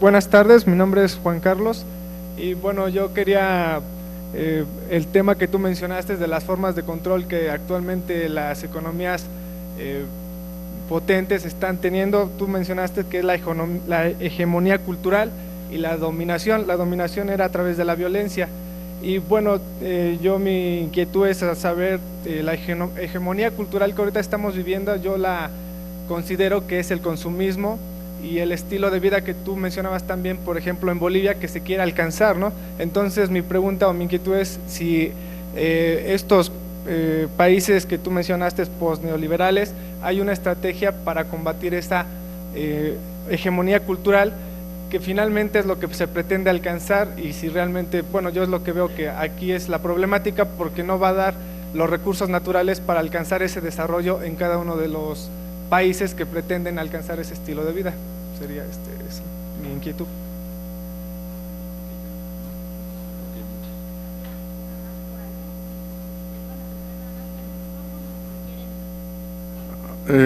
Por acá Raúl Rueda, del Frente Amplio Social y Unitario.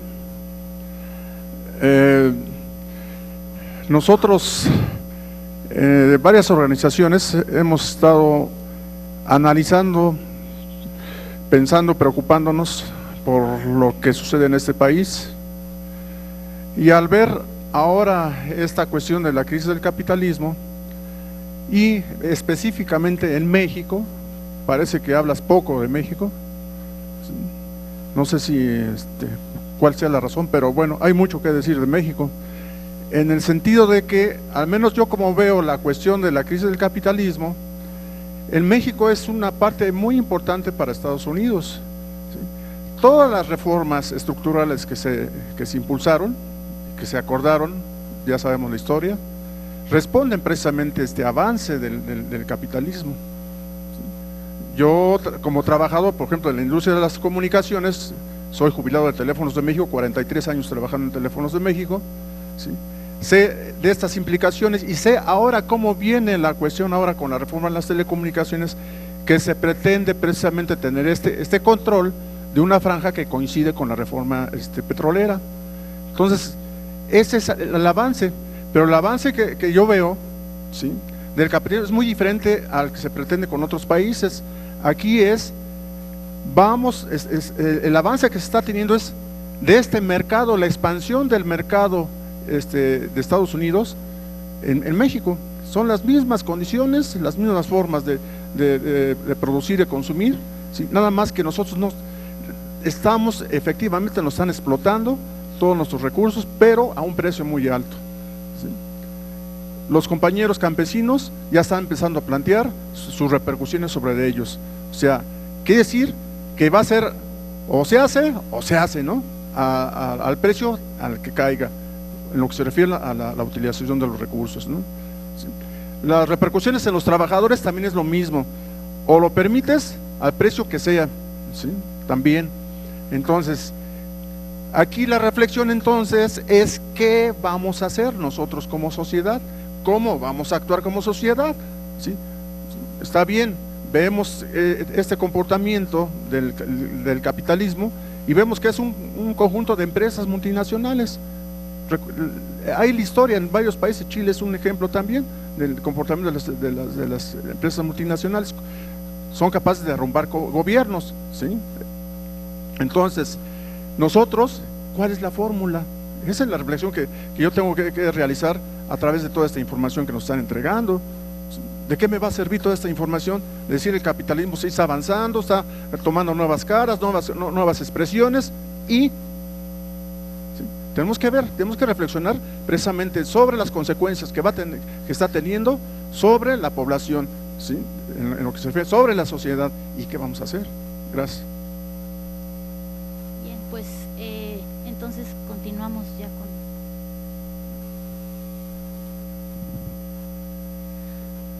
Bueno.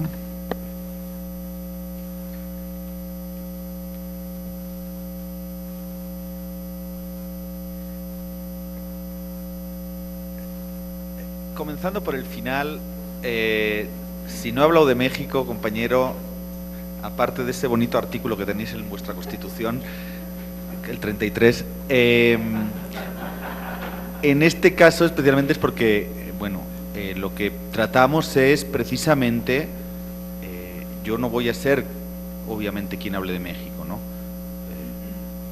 He venido muchas veces, conozco, pero vengo a traer otras experiencias, qué está pasando en el mundo, qué está pasando en América Latina, ante un México que de alguna manera, yo no sé cuán lejos de Dios está, pero sí os puedo asegurar que está lejísimos de América Latina.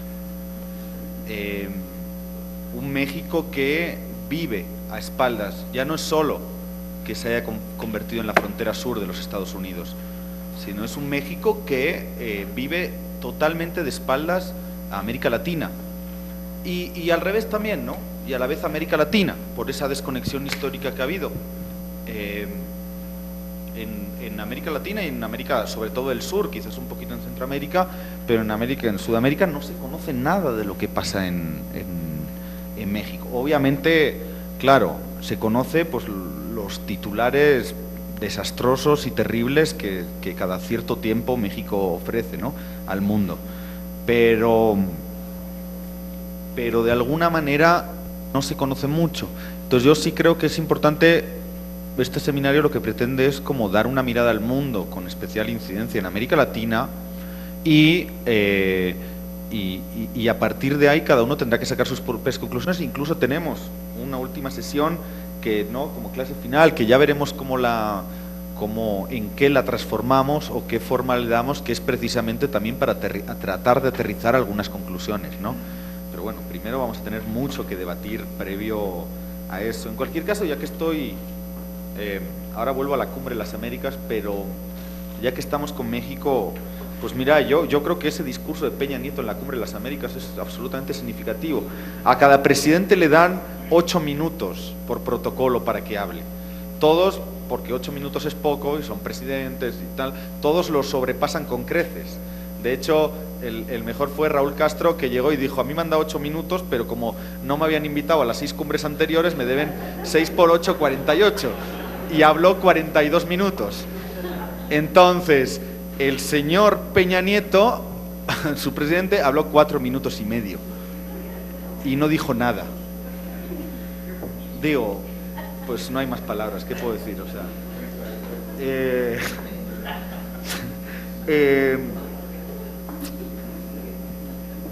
la Cumbre de las Américas, pues fíjate, a mí me deja un sabor agridulce la Cumbre de las Américas.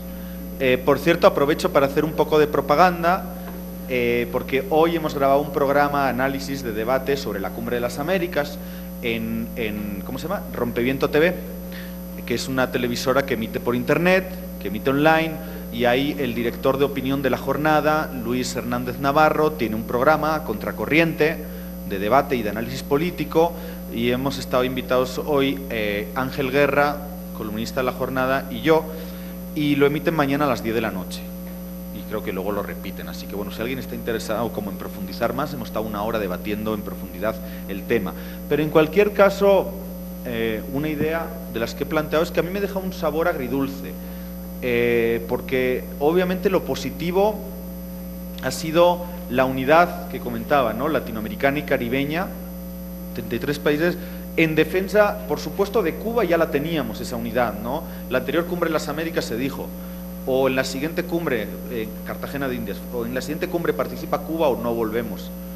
E incluso muchos presidentes del ALBA dijeron que no iban ni siquiera a participar si Cuba no estaba.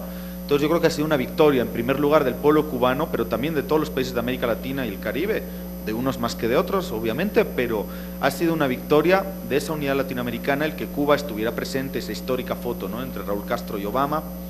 Es una victoria de la unidad latinoamericana y caribeña que todos los países, como digo, ¿no?, hasta los más neoliberales, desde México, Colombia, Perú, todos alineados y pidiéndole a Obama, o por lo menos no diciendo nada, porque de hecho Peña Nieto creo que fue también el único que no dijo nada, pero mejor que no dijera nada, todos los países pidiéndole a Obama que derogara el decreto, y el propio Obama que tuvo que salir de la sala porque ya realmente era, o sea, le estaban cantando los 40, ¿no?, con unos discursos, algunos brillantes. De verdad recomiendo ver el de Raúl Castro, recomiendo ver el de Cristina, recomiendo escuchar a Correa y recomiendo escuchar a Evo Morales, ¿no? Muy bien, Evo lo leyó, pero lo que dijo realmente apuntaba a todas las contradicciones de los Estados Unidos. Bueno, todo eso es positivo, pero también a mí me deja una sensación, como decía, ¿no?, agridulce, porque entre lo negativo, pues la cumbre salió sin una declaración final. ¿Y eso qué significa? Que los Estados Unidos volvieron a bloquear el consenso latinoamericano y caribeño. Había consenso en declarar, fijaros qué cosas tan radicales, ¿no?, tan izquierdistas y revolucionarias, declarar la salud como un derecho universal y como derecho básico. Bueno, los Estados Unidos se opusieron en ese documento final. Estados Unidos y Canadá, ¿no?, de acólito, pero Estados Unidos. Había varios temas, el tema del cambio climático, la transferencia de tecnología, ¿no?, que hace mucho a lo que hablábamos del norte y del sur, y es como, bueno, ¿cuándo el norte va a pagar sus deudas históricas con el sur? Y le transfiere la tecnología, y sigue vendiendo, en cambio, ¿no?, la tecnología, y ni siquiera toda, ¿no?, se guarda un montón de cosas que los países en desarrollo podrían utilizar, por ejemplo, para frenar el cambio climático, en este caso, ¿no?, la cuestión de las bases militares. Había varios elementos. Yo creo, para no alargarme con esto, igual ya estamos casi las 8, yo creo, y ahí rescato una idea de Correa en el plenario, que me parece muy interesante, porque a veces no queremos decir, bueno, mejor que desaparezca la OEA. No, convirtamos la OEA en un campo de batalla entre las dos Américas. Sí, por eso digo, desarrollando esa idea, es decir, tenemos por un lado el bloque de los Estados Unidos, como digo, una hegemonía en declive que comienza a convertirse en dominación, y por la fuerza, obviamente, y por el otro lado tenemos la CELAC, como un foro nuestro americano, ¿no?, latinoamericano, caribeño, que empieza a construir una hegemonía, como digo, post-neoliberal. Yo sé que estas cosas, obviamente, decirlas en México, ¿no?, uno de los países más atrasados, digo, en el furgón de cola de todo este proceso latinoamericano, pues claro, no es lo mismo que, no sé, decirlas en Venezuela o en Argentina, pero aún así, fíjate hasta qué punto se está construyendo esa hegemonía, como digo, ¿no?, que México igual se ha tenido que sumar. Y ni siquiera se han atrevido, no, por lo menos han tenido la mínima vergüenza y decencia de estar en el furgón de cola de América Latina y el Caribe, y no con los Estados Unidos y México. Y eso no es por una decisión de México ni de Peña Nieto, porque les hubiera gustado estar en el otro lado. Eso es por lo que se ha conseguido en ese otro bloque, ¿no? En este caso, que ya la CELAC había aprobado una declaración de condena unánime por lo de Obama, por lo de Venezuela, etcétera, etcétera. Y ahí entra esa cuestión de posneoliberalismo, poscapitalismo. Ya digo, ¿no?, yo me gusta definir los procesos como posneoliberales. Aquí incluso algo que vengo trabajando, no planteo, cuando pensamos los procesos en América Latina y el Caribe, los procesos de izquierda, hay como un núcleo duro bolivariano, ¿no?, así lo define el programa, y una especie de segundo anillo progresista, ¿no? Claro que hay diferentes ritmos e intensidades, pero yo sí creo que todos comparten de alguna manera, en mayor o menor medida, ese horizonte posneoliberal. Es muy difícil hablar de poscapitalismo. Siquiera en algunos países hay lo que el vicepresidente de Bolivia, Álvaro García Linera, define a veces como hilillos de socialismo. Porque fíjate además que lo que se ha hecho en esta etapa histórica es de alguna manera, bueno, primero ganar llegar al gobierno por medio de las urnas, una vez que se llega al gobierno te das cuenta de que llegar al gobierno no es tener el poder, ¿no? Y eso pues ya hablaremos cómo lo vivieron en Bolivia, ¿no? En Ecuador, en Venezuela, que llegaron al gobierno pero los compañeros no tenían el poder. Y ahí hubo una disputa muy fuerte y muy jodida durante esos años. Y de alguna manera estás ocupando el Estado, pero desde el Estado ni siquiera se puede construir socialismo. En Bolivia, ¿no? Un proceso con el que me identifico mucho y en el que pasa mucho tiempo, pues al final estábamos casi gestionando un capitalismo de Estado dentro de un sistema mundo capitalista, ¿no? Lo que estás haciendo de todas formas es, obviamente, y a partir de eso, una redistribución de la riqueza como nunca antes, ¿no? Ya lo hablaremos, pero solo te doy un dato. En 2005, hace no tantos años, hace 10 años, 9 años de proceso, en Bolivia la pobreza, la extrema pobreza, la gente que vive con menos de $1 al día era del 40%. Esa es la herencia del neoliberalismo. Hoy está por debajo, está casi en el 15%. Y Evo plantea que en 2025, que se cumple la segunda independencia, la segunda edición de independencia, sea de 0%, ¿no? Las personas que estén en situación de extrema pobreza. Es decir, está habiendo avances muy grandes, y ya los discutiremos. Pero obviamente, a partir de reforzar el peso de la economía estatal, y obviamente dentro de un sistema capitalista, lo que el Estado puede hacer es impulsar procesos o formas de entender la democracia, de entender la economía y de entender otros espacios comunitaristas, ¿no? Y por lo tanto socialistas, pero no puede decretar el socialismo, porque sí. Esa experiencia ya la tuvimos, ¿no? Con el socialismo real y no funcionó, por desgracia, pero no funcionó. Entonces, pues yo creo que estamos todavía en ese proceso, ¿no? En esa suma de procesos post-neoliberales que tienden a construir algunas estructuras post-capitalistas, pero todavía muy incipientes, ¿no? Y ahí estamos. Y en ese tránsito, pues es importante los BRICS. Estoy tratando de responder así un poquito a las cosas que se han planteado. Los BRICS, esa presencia de Rusia, de China, de la India, todas estas economías emergentes, que ya pues no son tan emergentes, son super economías, porque no me importa tanto si, digamos, de alguna manera Rusia, podemos discutir cuán capitalista es, sí, incluso hasta cuán neoliberal en muchos de sus aspectos. El problema es lo que te digo, que se están generando otro tipo de relaciones políticas, económicas, culturales, científicas, tecnológicas, y esa mirada sur-sur, bueno, está funcionando, y a América Latina le interesa como contrapeso precisamente a toda esa hegemonía de los Estados Unidos, ¿no? Que igual sigue, y no solo mediante las bases militares. Ahí tenemos la Alianza del Pacífico en lo comercial, ¿no? De la que México forma parte, ya hablaremos también. Te digo, en esa balanza y para hacer contrapeso, yo creo que sí es importante esa mirada sur-sur y esa relación con todas estas nuevas potencias, ¿no? Especialmente en América Latina, en América del Sur, sobre todo con Rusia y con China, que son los que más presencia tienen. Preguntaba el compañero por el tema del 2001.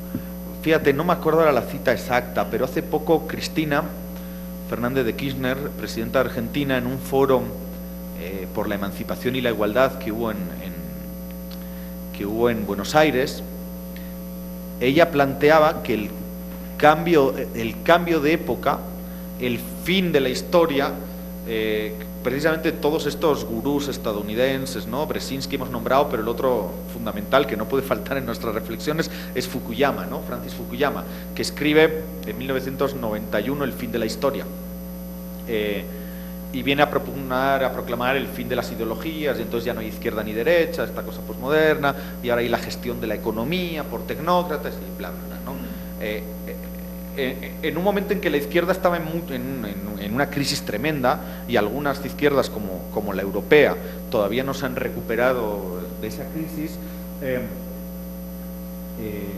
esa crisis estaba sustentada en que cae el muro, cae el socialismo real, la izquierda se queda sin un proyecto político, teórico, para empezar, concreto, llegan encima Fukuyama y todos, que el fin de la historia, bueno, recién el fin de la historia comenzó a dejarse atrás en el 98, cuando Chávez gana las elecciones en Venezuela por primera vez, y después de Chávez ¿no? Cuando parecía que era imposible construir un proyecto de izquierda, nacional popular, etcétera, etcétera. Después de Chávez llegó Néstor Kirchner, llegó Lula, primero Néstor, y ya luego Evo, Correa y otra serie de gobiernos de izquierda o liberales. Cristina hacía referencia al 2001, porque de alguna manera es cuando el mundo, cuando hay una brecha o un quiebre, ¿no? El 2001 son las Torres Gemelas. Es como de alguna manera también el momento en que la hegemonía de los Estados Unidos quizás por primera vez se ve tambalear y quizás comienza, ya digo, estos son transiciones, porque si pensamos la hegemonía en términos gramscianos y por lo tanto también, ¿no? Como lo que Gramsci decía, ¿no? Puño de hierro en guante de seda, ¿no? La convicción y la persuasión, ¿no? La seducción y la imposición, o sea, ¿no? La mano dura y la mano blanda. Bueno, la hegemonía cultural de los Estados Unidos todavía no está tan en declive, quizás sí la otra hegemonía, y en América Latina lo estamos viendo claramente. Pero bueno, 2001 de alguna manera marca el surgimiento y quizás el declive y el nacimiento de otros actores, ¿no? A partir de ahí, porque es por poner una fecha, en 2004 se crea 2002, no sé si se crearon los BRICS, 2004 se crea el ALBA, 2006 se le agrega al ALBA el TCP, cuando gana Evo Morales en Bolivia, el Tratado de Complementariedad de los Pueblos, se pone en marcha una nueva moneda virtual, el Sucre, nace el Banco del Sur, en esos, no sé si es 2007, pero bueno, a partir de ahí sí hay como una línea ascendente en la que empieza a haber otros elementos que ponen un contrapeso a la balanza. Y pues no sé, espero no dejarme nada, pero de las notas que había tomado, pues esa sería un poquito mi respuesta. Si os parece, no sé qué hora es, son las 8:08. Yo quiero aprovechar, antes de que Shadeni lo cierre, pero quiero aprovechar, bueno, dos cosas, ya como de nuevo volviendo a lo técnico. Una que me dejaba antes, que es, igual os la había mandado en el email, que al final del curso habrá como algún tipo de, no sé cómo le llamáis aquí, certificado, bueno, acreditación, constancia de las clases, y bueno, pues pusimos como el requisito de que fuera como el 80%, ¿no? La participación, siempre pueden pasar cualquier cosa, y eso implica como 10 clases de 12, así que bueno, a todos y todas las que vengan a 10 de las 12 clases, pues se les dará algún tipo de constancia. Y la otra cosa que quería decir, igual era, pues agradecer pues a todas las compañeras que han estado organizando, empezando por Shadeni, pero estaba por ahí Jenny, Nancy, Michelle, la compañera fotógrafa, porque al final yo estoy aquí, pero de verdad que para que esto funcione y estemos hoy aquí todos y todas, y hasta para que haya esas pinches mesas y hasta para que haya más sitio del que era, porque primero había una sala para 38, se superaron las inscripciones, luego 50, pero lo cerramos en 55 y no iba a haber mesas, y al final se ha conseguido como que, bueno, todo el mundo más o menos, creo que estamos todos más o menos cómodos, pues también ha sido gracias al trabajo de todo un equipo, así que pues agradecerle, y le dejo a...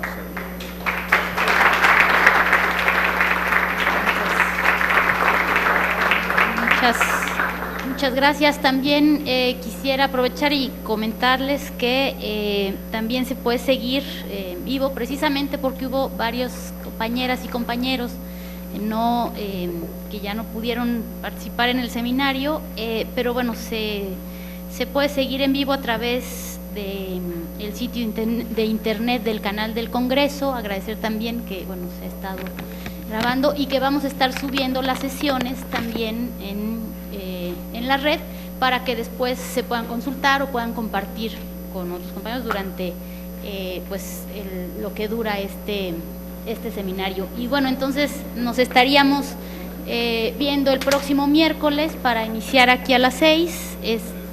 Se les va a hacer llegar también los materiales que ya habíamos comentado, y bueno, está planteado 2007-2008, crisis del capitalismo o capitalismo en crisis será el tema de la próxima sesión. Y bueno, pues agradecerles nuevamente a nombre de la senadora Dolores Padierna, también del grupo parlamentario que bueno, también nos han facilitado y apoyado para este seminario, del Departamento Internacional del PRD y de la Fundación de Ideal por su presencia. Nos estaremos viendo en la próxima sesión. Muchísimas gracias.